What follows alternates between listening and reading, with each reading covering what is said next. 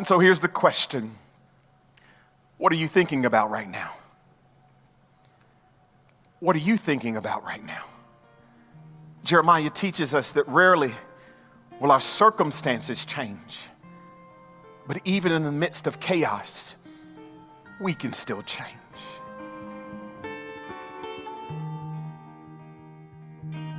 Welcome to another episode of the Sermon Podcast Hour with the Collective Table. It's Dana, and today I'm joining Chelsea as we sit down and have a conversation with Olu Brown. Reverend Olu Brown is founding and lead pastor of Impact Church in Atlanta, one of the fastest growing UMC churches in the country. He is an author, coach, consultant, and speaker, and is committed to empowering people and organizations to grow in the love of God. Olu strongly believes in an active church, one that makes a meaningful impact in the lives of individuals and communities. Impact is a multicultural community committed to doing church differently. Olu is compelled to help bring healing, justice, and compassion to the world. We're so glad you're joining us for this dynamic, inspirational, and important conversation. If you like what you hear, be sure to share it with a friend. Give us a like or a rating, and you can also find The Collective Table on Instagram, Facebook, and our website at thecollectivetable.org. Before we jump into the conversation, we'd like to give you a taste of Olu's sermon with this longer clip. To listen to the full sermon, please check out the show notes or visit our website. And that recipe is having the courage to face and name the past. In counseling and therapy, we're often instructed to face and address our past. Because if we can have the courage to face and address our past, somehow it becomes the key to unlock the present and allows us to live healthier lives. But it's so difficult for many of us to name and to face our past. So often we take yesterday and we compartmentalize it and put it in these very secret closets. And not only do we hide them from other people, sometimes we're so good at hiding, we hide it from ourselves and we tuck it away and we store it away.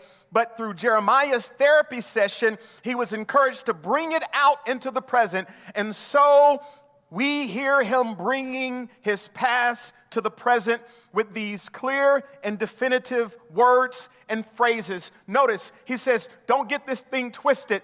I have been through some trauma. Don't get confused. I've been through some stuff. And he says, just in case you're wondering, here is what I've been through. My splendor is gone. All I had hoped for from the Lord, my affliction, my wondering, the bitterness, the gall, my soul is depressed. He is naming and facing the past. And so often in our modern day culture, we want people to think that this is a weakness, but it is the opposite in God's culture. Because when we are weak, we are strong. Because when we can acknowledge what we've been through, it gives God permission to help us heal through it. It's only when we hide it can it not be healed.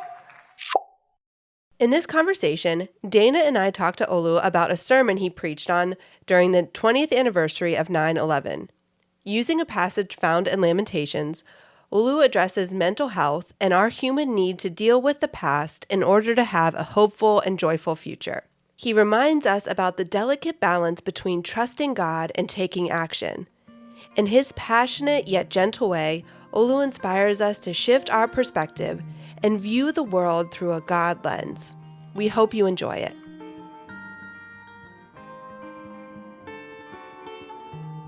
All right, everybody, welcome to the Collective Table, and we're so excited to be joined today by Olu Brown. Thank you for being here. It is an honor. It is a privilege. We are humbled. And so with that, we want to dive in right away. We don't want to waste any of this amazing time with you. And we're talking about a sermon that you delivered this year, September 12th, 2021. And with that, if you could just give us a little context, we want to paint a picture for the audience of where and who are you preaching to? Yeah. Well, first, thank you, Chelsea and Dana, for this opportunity to be with the Collective Table. Really excited about it. I believe the audience that I've been preaching to over the years are people a lot like me who are searching, wondering, and questioning their theology, their faith, and even God and life itself. So I tend to preach to folks like me who are raising a lot of questions. Yeah, we get that. That's what this is about. And I have to say, if you're listening, you have to go listen to this sermon. It is passionate. It is energetic. If you watch the video, there are people standing on their feet. It is just one of those sermons that you feel moved by, and your passion comes through on. So it's such a joy. Sometimes in our church context, it's kind of a little bit more, what's the word, lackadaisical or traditional. So it was such a new experience to kind of hear that passion. When you were preaching this, what was your desire that your listeners walked away feeling, knowing, doing? Like, what did you want the message to be? If they remembered one thing, Yeah, the one big thing is really the title, Great is Thy Faithfulness, which is one of the great hymns. And when we talk about hymns, we're talking about songs of the church, not only in the United States of America, but literally around the world. It was also the 20th anniversary of September the 11th. And so we wanted it to be a time really of comfort more than anything. So as people listened or they were there in person, they left with this sense of comfort, most importantly, comfort through God's grace. Yeah, it's such a beautiful, beautiful hymn. Just the words, just the title, just brings me comfort. Great is thy faithfulness. To remember that God, it's an easy thing to forget in these times that God is always with us and God is faithful to us. Yeah, we should probably put a link to that song at some point as well, if possible. That would be good for people to hear it all the way through, to hear the words and the lyrics of it. But it's interesting because so the scripture is Lamentations. Yes. Yeah. And so it's Lamentations 3, chapter 3, verses 8 through 24, which Lamentations, often when I think, so first off, Lamentations is in the Old Testament. And I know Chelsea's got a good question on that we'll get to, but it's a heavy book. Tell us a little bit about it.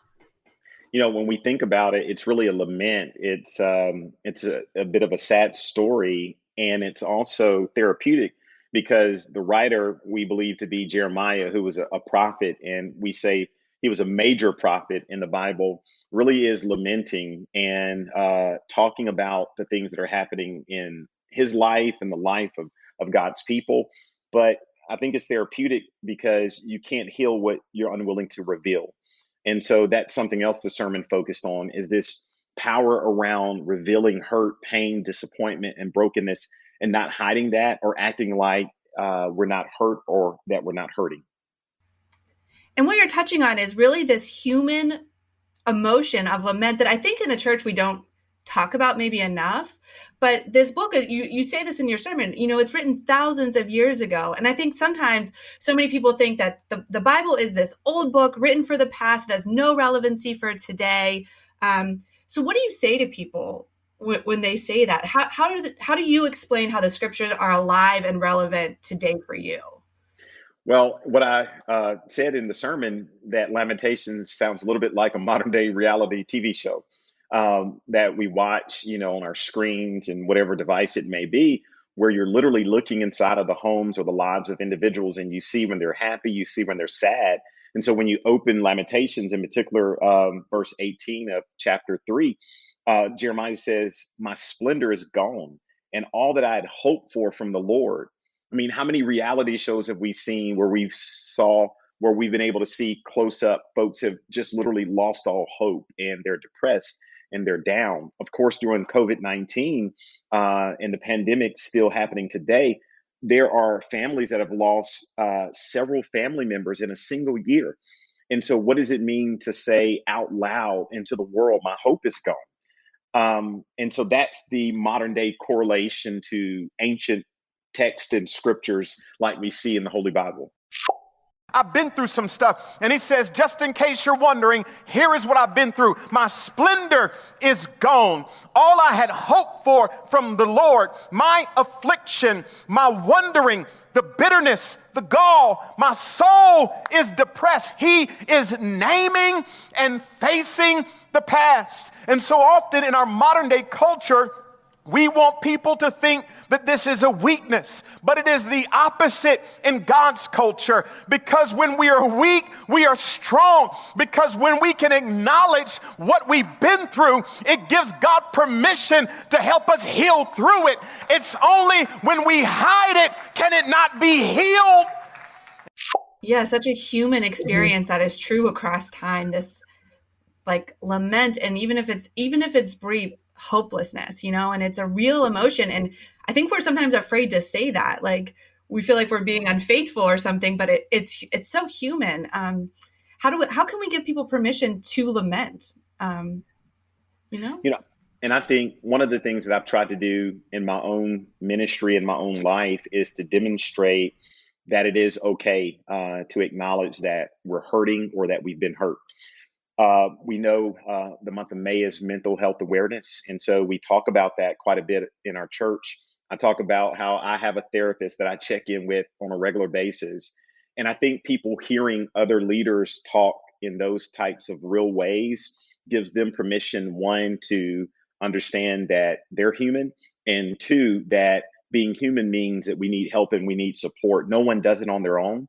Because even if you look at the scripture from Lamentations, although it begins in this very depressed moment, it literally transitions. And the way it transitions is because the writer reaches out for help.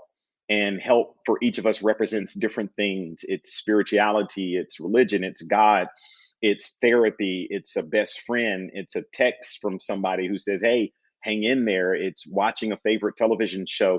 It's all of these things that become therapeutic for us that combine together to take us to a healthier place, both mentally, spiritually, and physically. Yeah, when I was listening to it, you use therapy session and journal writing several times. Yes. And I'm like, I wonder if he's familiar with this, because it was so common in the language and the tone that you were using. And I thought, to me, it felt like you were demonstrating what it looks like to ask for help, what it looks like to vocalize your pain, your anguish, your aloneness. Yeah, very much so. So if you read, the entire Lamentations, you're almost reading a journal, from Jeremiah's life and his experience. And not to debase the Bible to a journal, but when you do read some of the narratives that are by a particular person or personality, it does read a bit like a journal. And I'm so grateful, in particular, the Psalms. If you read through some of the Psalms in the Old Testament, David and the other writers are being real in those very moments. Lord, I messed up. God, I'm afraid. There are more enemies on my side than there are people who are on my side who really want to help me. Those are real situations and real life experiences. And it's a bit of journaling. But I think in addition to journaling, it's also conversation with God, conversation with self, and conversation with others. And one of the things that can become detrimental to our healing process is when we stop talking and we internalize everything and we begin to tell ourselves this false narrative that we're the only ones who are going through this and facing this. And whenever we say that to ourselves and then we believe it, then it creates this cycle that's very unhealthy. And so much of our faith is storytelling, not the power of our story and hearing other people's story, but the vulnerability that sometimes takes. And I think the Bible does such a beautiful job of demonstrating for us what it looks like to be angry and hopeless and joyful and the whole range of human emotion. We kind of learn that from the Bible. Well, I do wonder, is it our culture, is it our Western society that tells us, oh, you're going to be okay, you're strong, you can overcome this, instead of embracing, no, we need community, we need each other, we need to ask for help sometimes because we cannot do this on our own. Yeah, it's a bit of all of that. It's culture, it's place of origin, it's the generation sometimes that you're born into, the family dynamic. We've all heard or been taught, don't cry, suck it up, it's going to be okay. But, there's a difference between me falling off my bike and scraping my knee and having, lost 3 significant family members that I'm close to in 1 year. That's a different type of don't cry situation not only should you cry, but you're going to mourn, you're going to lament, and you're going to be in this, what we call sackcloth and ashes, this, image of someone who is literally just at their lowest moment and they don't know what to do. And so it's all about creating a new culture in our circles of influence and in our circles of leadership, to help people know it is, one, it is normal to hurt, and two, it is also normal to be afraid, and it's also normal to cry. It is a natural emotion and experience, or experiences that we all go through. And do you feel that in the work that you're doing with people that you're working with, leadership wise, do you encourage this into the culture? And if so, what does that look like? Is it intentional? Well, for me, I have a really great vocation that, of course, when people say you're a preacher or pastor, they think the traditional church building and setting, and that is a part of the work that I do. But also serve as a coach and a consultant and a mentor and a friend, and all of those wonderful things that many of us also serve as in roles we serve in. And so in each of those roles, and this is the work I've done with my own therapy journey, is what does it mean to show up as Olu, and not to be this chameleon of sorts, to where if I walk into a room and it's red, I try to become red, or I walk into a room and it's green, I try to become green. What does it mean to be consistently me? And so I've discovered when I give myself permission to be me, then I also give other people permission to be who they are. And being me is authentic. It means the one that says, look, I'm just vulnerable right now, and this is what I'm feeling, and this is what I'm afraid of. And I've found the best way to demonstrate that culture, or create a culture that lets people know it's okay to be themselves, it's okay to hurt, it's okay to go through a healing process, is for you to walk it out and be the example yourself. Yeah. The audience can't see, but I'm smiling because this is so much of the work that I've done with myself, and some of the work that I do outside of what we're doing here with the Collective Table for the last 10 to 15 years. And for me, we use different words or different terms for it. I often say that I'll come in and I try to understand, how am I showing up right here in this space? Am I in my desired image? Am I in my dreaded image? What am I presenting? Because that's not my authentic self. I want to show you my truth. And how do I do that? By claiming my fear, by naming my fear. And one of the things that I resonated with in your sermon so much, I mean, I was like, oh yes, get this, is understanding your past and claiming it and naming it out loud. Talk a little bit about what that looks like, for you, what you were talking about in the sermon with Jeremiah. Yeah. So typically I preach in different moves, or what people would traditionally call a point. And so the first move or observation or point for that sermon was past experiences. And it's the focus on verse 18 through 20 of chapter 3. And Jeremiah says, so I say, my splendor is gone, and all that I had hoped for from the Lord. I remember my affliction and my wandering, the bitterness and the gall. I well remember them, and my soul is downcast within me. So remember, this is the 20th anniversary of 9/11. And so what does it mean to face and name our past? It has been 20 years since one of the or probably the most horrific domestic terrorist event took place here on our soil, and what it looks like even 20 years later to lament and to hurt and to still be afraid, because terror brings fear, and that's why terrorism is so useful as it relates to creating trauma and systemic fear.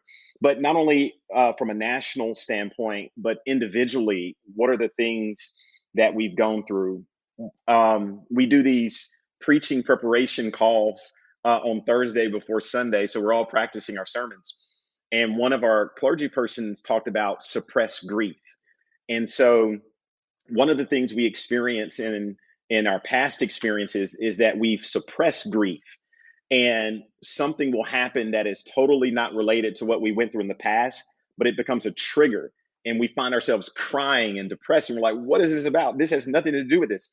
but sometimes it uncovered something we suppressed that we had gone through. So Jeremiah is really good at naming, I remember. And it is okay to remember past trauma if we can take it to people and places that can help us process it and heal from it and through it. And so in Jeremiah's therapy journal, we understand that there is power in facing our past experiences. Because when we can have the courage to face the past, then we develop the courage to live in the present. I wrote a note about that suppressed grief because I feel like that's we're living in this COVID thing with we're all suppressing, there's no opportunity to lament, maybe because we're still in it or we don't know how the outcome necessarily yet. But I wonder, what do you think this suppressed grief does to our souls? What is that? How does I think that it affect suppresses us? the soul. Yeah, I was telling our team, for some reason, the second year of COVID is heavier for me than the first year of COVID. And things have just really been wonky in our church, in our leadership. And what I realized is in the first year of COVID, we had no idea of how long it would last. So we could tell ourselves, okay, in 2 weeks, it's going to be over. In 3 weeks, it's going to be. But now, after a year of it, we realize this is kind of a long haul type situation. And we now have this compound trauma and grief, or compounded trauma and grief from entire 365 days of a pandemic that we're dealing with and we're struggling with and fighting through, and along with everything else from political elections to economies. And who would have ever thought ships would be off the shorelines of countries with goods and services that you can literally see with a set of binoculars, but there aren't enough people to get them into the retail stores. And so you look to your left and here's something straight ahead. There's something to the right. There's something, and behind there's something. And the average person can't manage that kind of compounded trauma and emergencies and call to actions. It's too much. Yeah. Yeah. Who knew supply chain logistics would become such a popular term, and we'd all know what it meant by the end of 2021. Literally. We are experts in supply chain management. Yeah. Ports, we all know where our ports are. Yeah. And then you add on top of that a Delta variant. So things get better, and then they spike, and then they get better. And so it is this cyclical journey that we're on emotionally, spiritually, and mentally. And imagine if you were already at a breaking point 2 years ago. Imagine where you are right now. And sadly, a lot of families and individuals don't have either access or permission to some of the mental health resources and all of the other things that we know can help us live more balanced and stable lives. That's what I was going to say. Mental health is I think it's coming out, but it used to be such a taboo. To have a therapist was so hush hush. And now I feel like and I think that it is coming in the church too, like the recognition of mental health and the importance of therapy and of community. But what is the role of the church in this? What do you, as a pastor working with parishioners who are dealing with, like you're saying, it's not just COVID and it's everything under, everything. What's the role of a minister, of a pastor, of the church? Yeah. Well, I think the role of the church is what I talked about in the sermon, a future with hope.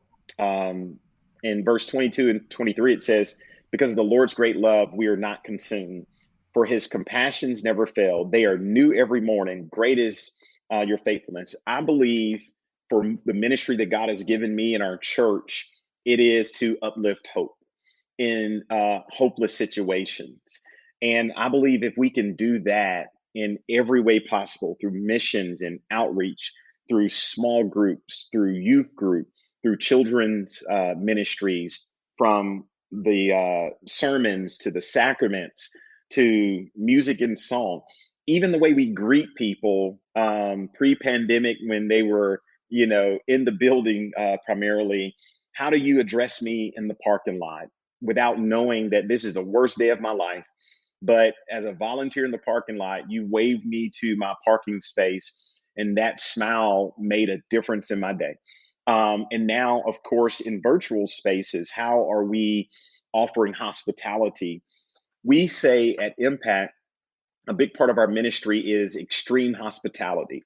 And that means all people are worthy, all people are welcome, and all people have a place. And so I believe for the local church in particular, our main job is to offer extreme hospitality. And if you do that, that's grace, that's hope, that's mercy, that's joy, all of the fruits of the Spirit and beyond, all wrapped up in one. If we truly live and believe all people are worthy, all people are welcome. And guess what? All people have a place. Do you ever experience challenges with extreme hospitality and, living it out and how it's expressed? I mean, what are the obstacles? Do you find there are obstacles in those spaces? All the time. We had a great opportunity to plant a new church. It'll be 15 years old in January. And extreme hospitality has been a part of our culture since day one. And so we also have this tagline that says doing church differently. And people really believe it and they take us on our word and they show up. And then the challenge is for us as leaders to make sure we're practicing extreme hospitality. And so we talk about what it means to be in community with everyone. Of course, sadly, in a lot of faith communities, they're really not sure if they want to be in community with LGBTQIA plus community. Really not sure if they want to be in community with folks who believe and think differently than what they believe and think. And that's so unfortunate because even if you look at, we often say Jesus had 12 disciples. I teach that Jesus had many, many more than 12 disciples. And Jesus even had women who were disciples. They were a very eclectic group of people who came from different backgrounds, different viewpoints, and saw the world differently. But you think about your name, the collective table, it was that for Jesus, creating a table of diversity. And because of that diversity, Matthew's gospel ends with a call to action to go into all the world. It didn't say go into all the world and be the same, but no, go into all the world and be the unique person that God has created you to be and reach the people in the corners of the world that God has called you to reach. And I'll be honest with you, what breaks my heart more than anything is the Church of Jesus Christ professing grace, but not living it. I love talking to preachers because you always get an extra sermon. Yeah. No, we can't help it. Yeah. Well, you give us an opportunity to preach and we'll preach. I love it. I love it. It's 2 for 1, The Lord, when I change my focus, I change my perspective. And whenever I change my perspective, I change my what? Attitude. Old timers who raised me used to teach me this philosophy about prayer, and it took me most of my life to get it. They would say, you can pray and you can pray and you can pray, and God may not change your circumstance, but God will do what? Change you. One of the other things you really talk about in the sermon too is the opportunity we have to change our perspective. Like maybe our situation doesn't change, but we can change our attitude. We can change our mindset. I wonder if you could just share a little bit of how do we do that? Like what are practical steps we can maybe shift that? Yeah. And I love how Jeremiah says it. Jeremiah says, yet this I call to mind, and therefore I have hope. So there's this shift in the way he thinks and the way he sees the world. Practical ways that we can do that is by shifting our point of view. And one of the ways I'm able to shift my point of view is by talking to other people, typically who have lived longer than I've lived. And my grandmother who lived next door to me, I had a wonderful opportunity of growing up in a village community of older adults. And my grandmother used to say, keep on living. And it was wisdom because she knew that at 13 and 14, I thought I had the world figured out. But the longer you live, the more you know. And there are people who are in what they see to be hopeless situations. And to be honest with you, they're really not good situations. But if they can just meet someone who's lived 2 or 3 days longer and has been through something similar, then it invokes a sense of hope for them to continue to live and continue to move on. So that's one of the ways. Be in community with people who have more wisdom than you. The second is focusing on things that are positive more than things that are negative. And that's always easier said than done. And one of the best ways that I've found I do that in my life is to monitor the media intake in my life. And so if I were listening, I would be listening to the Collective Table podcast all the time because you're going to get great stuff. That other media, you got to monitor it. Because if you start your day off, I don't know what the news is like in California, but if you start your day off with the morning news and then you take in the afternoon news, and then guess what? The evening news is just going to repeat. And then all of the other things that come on Twitter and Instagram and Facebook. And that, please hear me. I'm not telling you to turn off social media, but I am saying that if you do a diet inventory of what you receive in your life and you see it as overwhelmingly negative, then chances are your worldview is going to be negative. So a couple of things: people who have wisdom, and two, monitoring what you listen to and what you allow to come into your mind and spirit. Yeah, and I think what I hear you saying is moderation when it comes to, technology is a whole nother conversation. I mean, I've got 3 kids. One is now out of the house, but I've got a 15 and a 13-year-old, and it's constant conversation because they've now just grown up into a world where it's the air, it's the water that they breathe is just having constant information or content in their face. And so one of the things that my husband and I try to focus on is, okay, how do we help them learn how to moderate it?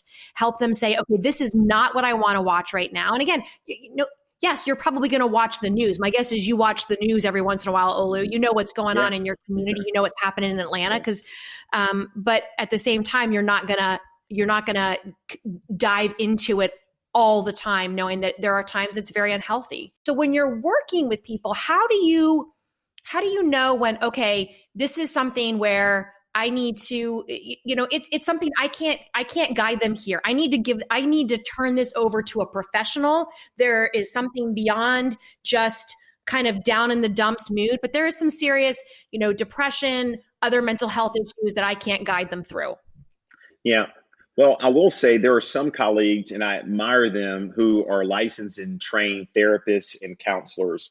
And so for some of those individuals meeting with members of the congregation or public in general, they have the professional expertise and certification to take people to a place of healing and wholeness. There are others of us like me who don't have that certification or professional background. But the reality we face is this: depending on point of origin, once again, and affordability, sometimes the first stop for folks is the local church because they trust the preacher, they trust the church. I don't have, the $100 an hour right now to pay for the professional therapist. So, preacher, can you pray for me? Can you, talk to me for 30 minutes, whatever it is? So what I've always done in my practice, if you will, is to have an initial meeting with individuals and use that meeting as a launch pad to help coach and direct them towards individuals who have the training, the professional background, and the skill to take them to a place of healing and wholeness. And I also see, Chelsea, you asked the role of the church, if churches can afford it, to help subsidize the cost of therapy. And that's when we become partners in the healing process. And we can raise our hands and say, hey, we're not experts at this. Please don't try to make us experts. We're a part of your continuum. And our part is perhaps to have this initial conversation to support you, follow back up with you at some time. And oh, by the way, if you can't afford this, let us know. We want to make sure your health is a priority, even when you feel like you can't afford it. Oh, that's so good. Yeah. Being a part of it.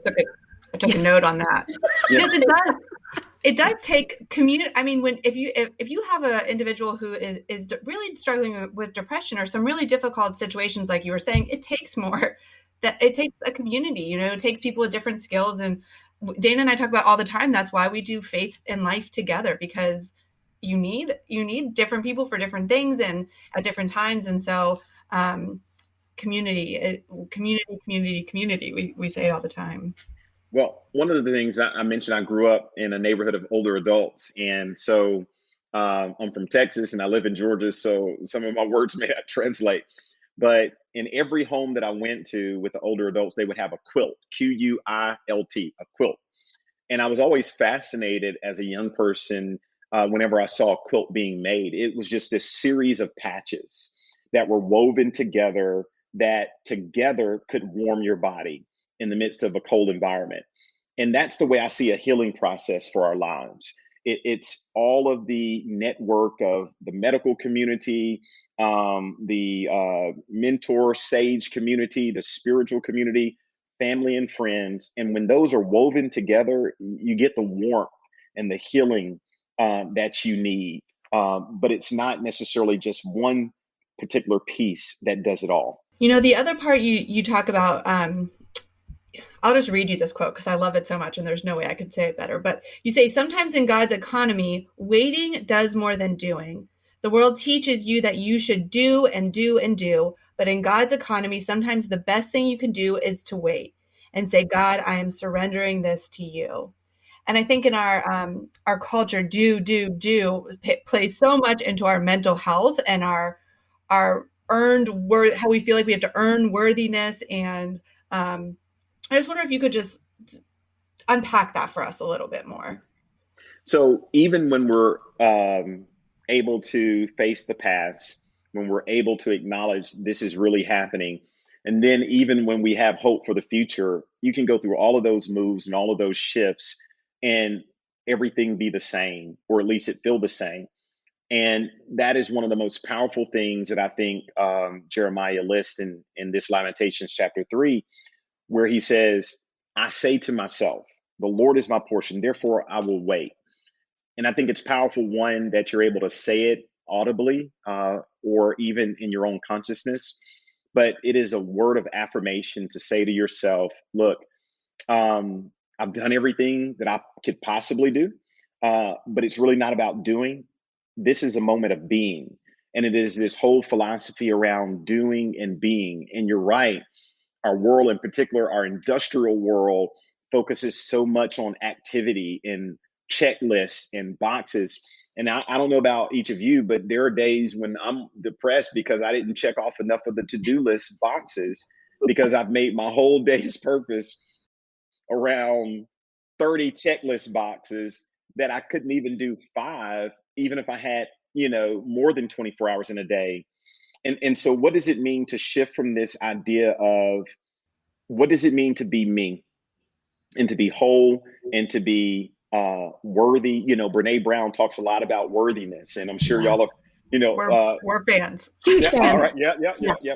What this, this worthiness, to look in the mirror and shape, size, color, whatever, I am okay. And that's really all about being. And you can practice that not only in your physical body, you can practice that in your professional life, your spiritual life, your emotional life, your mental life, and all of those kind of things. And when you can give yourself permission to be you and not feel as if the more you do, the better you'll be, then you can also give yourself permission to be in this waiting period of life.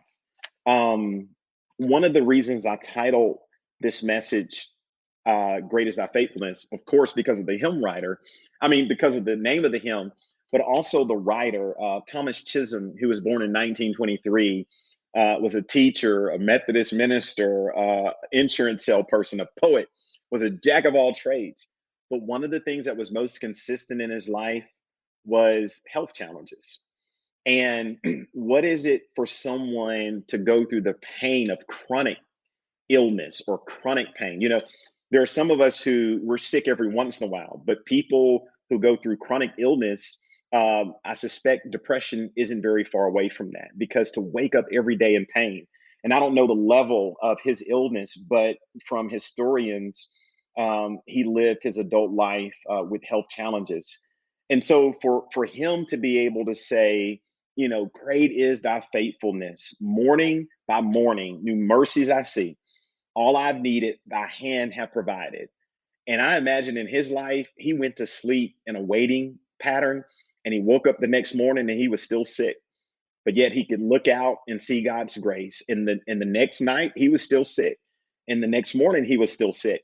But even in the midst of your own whatever you're going through and waiting for whatever to happen, can you be in a place of gratefulness? Can you be in a place of joy? And can you be in a place of worthiness that says, if this situation never changes, God, you're still good. And I'm going to live my life to the fullest, the best way I can. Well, and when I was making a note, and again, this resonates with me quite a bit. I did a little diagram where it's like, claim, name the past leads to an arrow of to live healthy in the present leads to an arrow to have hope in the future. That's powerful. And that's what I heard in your sermon. And that's what I hear even in this message here is that's how he can get up and great is thy faithfulness. He has hope in the future. That's the story. That's the narrative that he has faith and belief in. And that's a beautiful thing to claim. And it's hard for some people, but I think that's what Jeremiah was going for too. Jeremiah faces his past. And because he's willing to face his past, he gives himself permission to live fully in his present.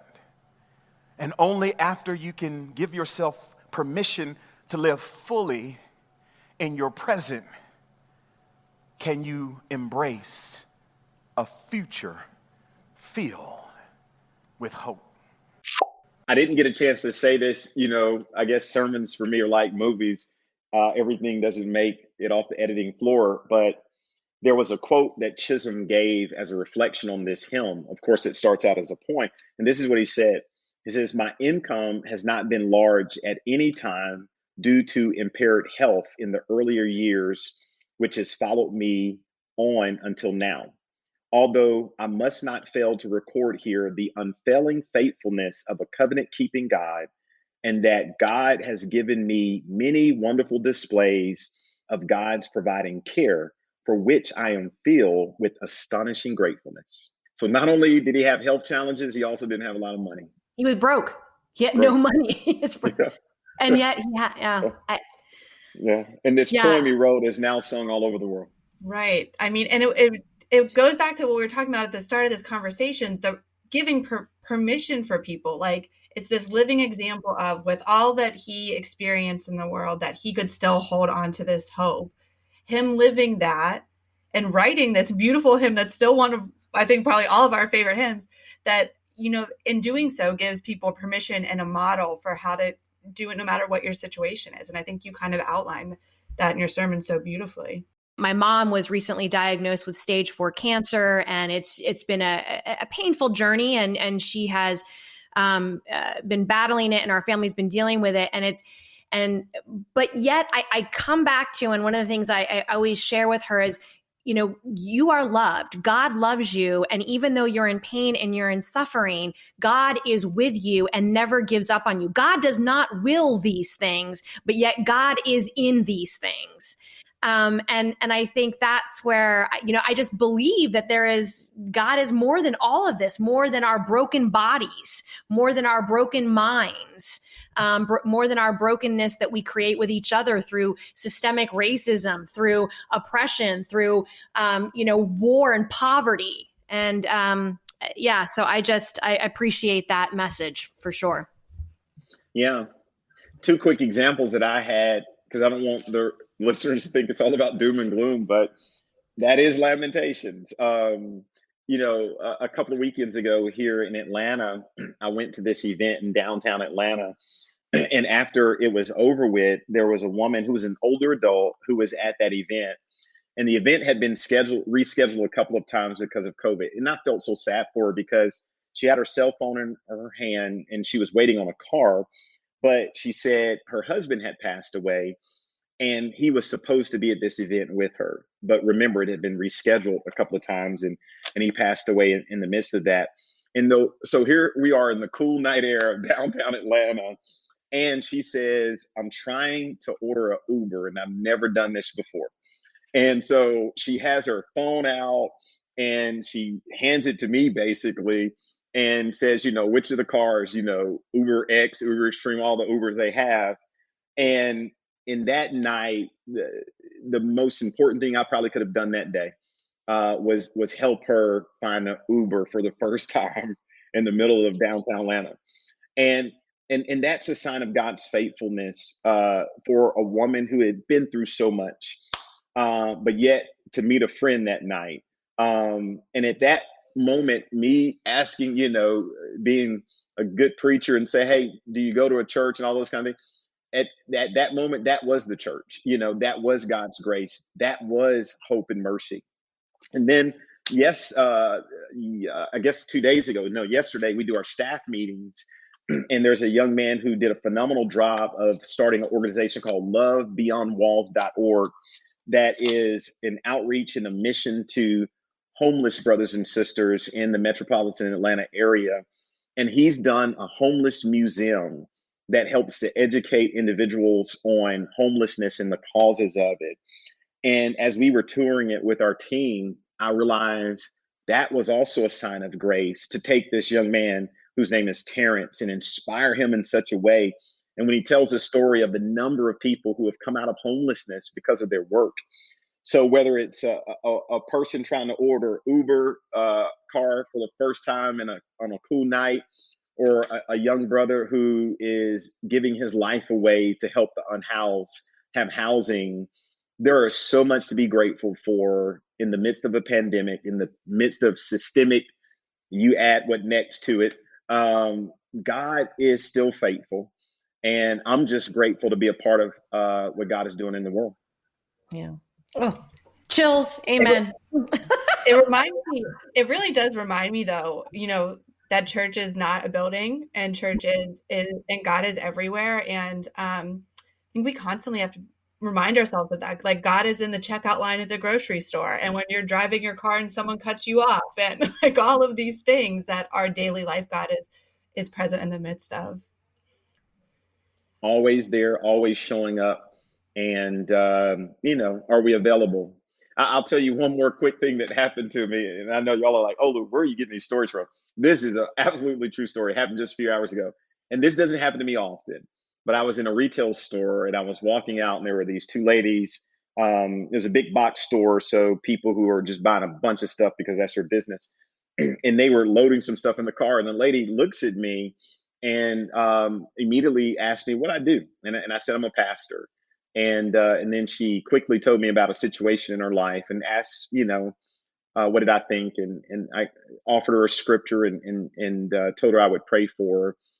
And the thing about that, I believe she got what she needed, but it was a bigger lesson for me because I was in a rush. And in that moment, God asked me, Olu, is this woman important or not?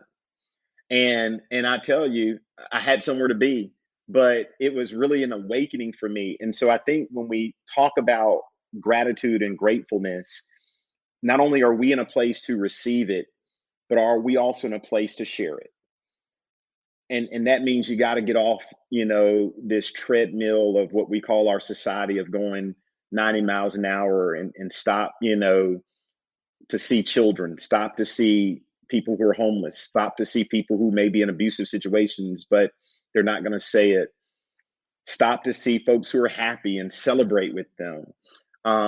But that parking lot conversation, I don't know, God is just using me outside lately. I don't know. My big experiences have been outside and not inside of buildings. Sounds like God's got a message. There's something here. I'm seeing something, a familiar pattern. Yeah. And maybe this leads to maybe our last question, but we love to ask people, this doesn't really have to do with this sermon, but we just love to ask people this. And you're in kind of a transition period where you've been a part of it, or you've been leading a church, and now in the next 8 months, you're going to be moving to some other things. But what is your hope for the future of the church? Well, my hope for the future of the church, and I know there are a diversity of listeners. When I say church, I mean the capital C, the universal church all over the world. My hope is that we would be reminded of who we are and the Great Commission to go into all the world, baptizing in the name of God, the Son, and the Holy Spirit, and making disciples. And that's my hope. And our differences aren't so much that it causes us to be divided and not do ministry and lose our witness. And that's my hope for the Church of Jesus Christ.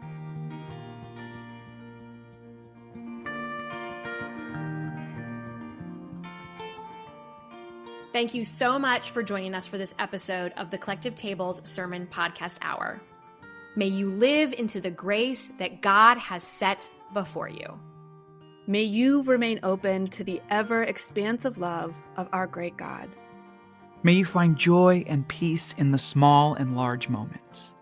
May you continue to encounter the mystery of a God ever present.